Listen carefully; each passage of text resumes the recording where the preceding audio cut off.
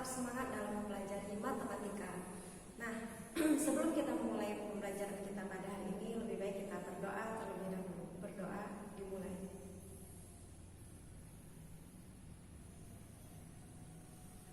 Berdoa selesai.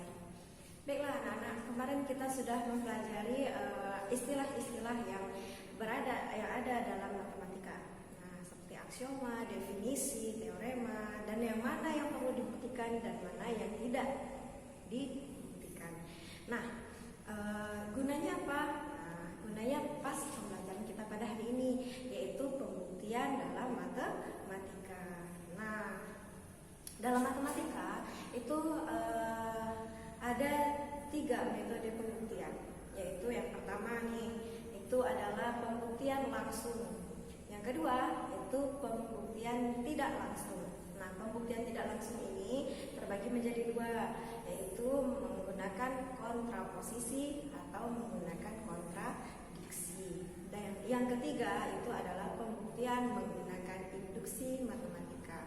Nah, untuk pertemuan kita pada hari ini, nah kita akan membahas pembuktian langsung aja terlebih dahulu ya. Jadi kita bahas satu persatu. Nah, apa itu pembuktian langsung? Ya, pembuktian langsung itu adalah metode pembuktian yang berangkat dari teorema atau premis, nah, sehingga menghasilkan suatu kesimpulan. Bagaimana caranya? Yuk kita lihat video berikut ini. Oke, baiklah kita memasuki metode pembuktian langsung. Kita mulai dari definisi dulu ya. Nah, di sini diberikan definisi. Bilangan bulat n adalah bilangan genap jika terdapat bilangan bulat k sedemikian sehingga n sama dengan 2k. Dan n adalah bilangan ganjil jika terdapat bilangan bulat k sedemikian hingga n sama dengan 2k plus 1. Nah, tentu definisi ini tidak perlu kita buktikan lagi ya, karena sudah kita pelajari di pertemuan sebelumnya. Definisi tidak perlu kita buktikan. Nah, sekarang dari definisi ini apa yang bisa kita tangkap? Kita contoh aja ya. Misal angka 8 itu merupakan bilangan genap ya. Merupakan bilangan genap. Kenapa? Karena ada k yang sama dengan berapa? Sama dengan 4. Sehingga 8 itu sama dengan 2 dikali 4. Artinya n ini adalah n. Nah, ini adalah k-nya sama dengan 4. Maka sesuai rumus tadi n sama dengan 2k ya. N sama dengan 2k. Berarti 8 sama dengan 2 kali 4. Jadi 2 kali 4 itu 8. Sehingga 8 sesuai definisi merupakan bilangan genap. Nah, kemudian kita coba lagi. 11 ini merupakan bilangan ganjil. Merupakan bilangan ganjil. Kenapa? Karena ada k-nya sama dengan berapa? Sama dengan 5. Sehingga tadi rumus bilangan ganjil apa? N sama dengan 2k plus 1. Berarti kita tulis dulu ya, N sama dengan 2k plus 1. N-nya adalah 11, k-nya adalah 5. Jadi 11 itu sama dengan 2 dikali 5 ditambah 1 sama dengan 10 ditambah 1 sama dengan 11. Nah, sampai sini mengerti ya? Ini yang namanya definisi. Nah, kemudian kita yang perlu kita buktikan apa? Itu adalah teorema. Nih, misalnya gini ada teorema nih. Teorema. Oke. Jika diketahui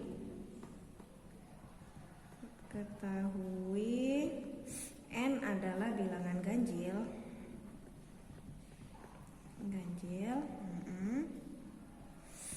maka buktikan bahwa n kuadrat adalah ganjil. Maka buktikan n kuadrat adalah ganjil. Nah, ini gimana cara membuktikannya? Kita gunakan pembuktian langsung. Bagaimana itu pembuktian langsung itu? Nah, kita berangkat dari teorema, dari yang jika diketahui N adalah ganjil. Nah, kalau misalkan N ganjil, nah ini kita jawab nih ya, bukti. Nah, buktinya apa? Kalau misalkan N itu ganjil, berarti N itu sama dengan apa? 2K plus 1. 2K plus 1. Maka akan kita buktikan N kuadrat adalah ganjil. Oke, akan dibuktikan N kuadrat itu ganjil.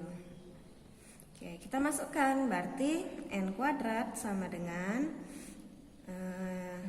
N dikali N, ya dak? Berarti 2K ditambah 1, kita kali dengan 2K ditambah 1. Oke, ini kita kalikan 2K dikali 2K jadi 4K kuadrat. Kemudian 2K dikali 1 2K. Ini 1 dikali 2K 2K. 1 dikali 1 1. Nah, bagaimana ini? Bingung ya? Nah, jangan bingung, akan kita kembalikan bentuknya seperti ini. Jadi 2K plus 1. Coba kita sederhanakan. Ini jadinya adalah 4K kuadrat ditambah 4K ditambah 1. Artinya sama aja dengan 2 buka kurung 2K buka kurung. Sorry. Berarti ini 2 buka kurung K kuadrat. 2K kuadrat ditambah 2K kita tambah 1. Nah, mirip kan bentuknya dengan ini. Kita anggap saja, kita misalkan saja si 2K kuadrat ditambah 2K itu sama dengan misal apa? P gitu ya. Sehingga ini N kuadrat itu sama dengan 2P ditambah 1. Sama nggak dengan 2K ditambah 1? Sama, 2P ditambah 1, 2K ditambah 1. Yang jelas ada P bilangan bulat ya, dimana P-nya itu tadi adalah 2K kuadrat ditambah 2K ya. Jadi ada P bilangan bulat sehingga N kuadrat itu sama dengan 2P tambah 1. Kalau dia 2P tambah 1 berarti dia merupakan bilangan ganjil. Jadi ini terbukti ya, ini tanda terbukti. Oke.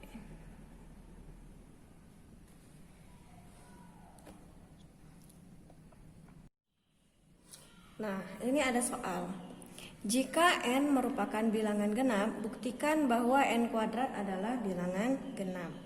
Nah, sama seperti tadi ya.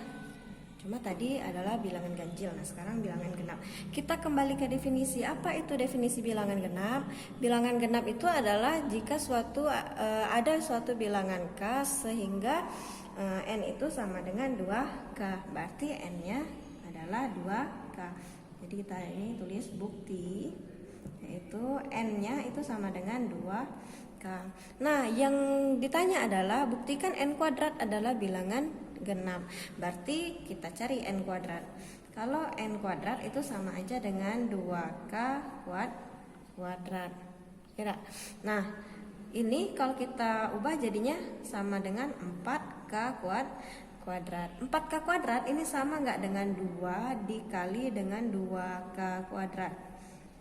Sama ya. Nah, sehingga kita misalkan saja ada bilangan bulat P. Misalkan ada bilangan bulat P di mana P itu sama dengan 2K kuadrat. Nah, sehingga 2 dikali 2K kuadrat itu sama aja dengan 2P. Berdasarkan definisi tadi, 2P atau 2K itu adalah bilangan genap. Nah, maka terbukti ya. Jadi terbuktilah bahwa N kuadrat merupakan bilangan genap. Jadi ini terbukti. Oke, nih kita kasih contoh terakhir nih. Jika diketahui M dan N adalah kuadrat sempurna, maka buktikanlah bahwa M dikali N juga kuadrat sempurna. Nah, bagaimana definisi dari kuadrat sempurna itu? Kuadrat sempurna itu adalah bentuknya jika ada K sehingga M sama dengan K kuadrat. Jadi kalau M itu adalah kuadrat sempurna, maka M itu sama dengan K kuadrat. Nah, begitu juga dengan N. Katanya tadi kan N adalah kuadrat sempurna. Maka misalkan M sama dengan K kuadrat, N itu sama dengan misalkan L kuadrat. Nah, boleh ya. Jadi kalau M-nya itu K kuadrat, N-nya adalah L kuadrat. Nah, maka buktikanlah bahwa Mn juga kuadrat sempurna. Ini buktinya nih, bukti. Berarti kita berangkat dari M dikali N itu sama dengan K kuadrat dikali L kuadrat sama dengan KL kuadrat. Nah, KL kuadrat misalkan ada suatu bilangan bulat P di mana P itu memenuhi K dikali L, maka ini akan menjadi P kuadrat sehingga M dikali N juga merupakan kuadrat sempurna. Nah, jadi ini terbukti. Bagaimana anak-anak? Sudah mengerti dengan penjelasan video tadi? Nah, jadi bisa ya membuktikan matematika menggunakan pembuktian langsung. Nah, sekian dulu materi kita pada hari ini. Mudah-mudahan apa yang kita dapat pada hari ini itu lengket di kemudian hari dan diulang-ulang terus di rumah ya. Latihan-latihan soal, perbanyak mengerjakan soal, maka Anda akan terbiasa. Nah, cukup sampai sini materi kita pada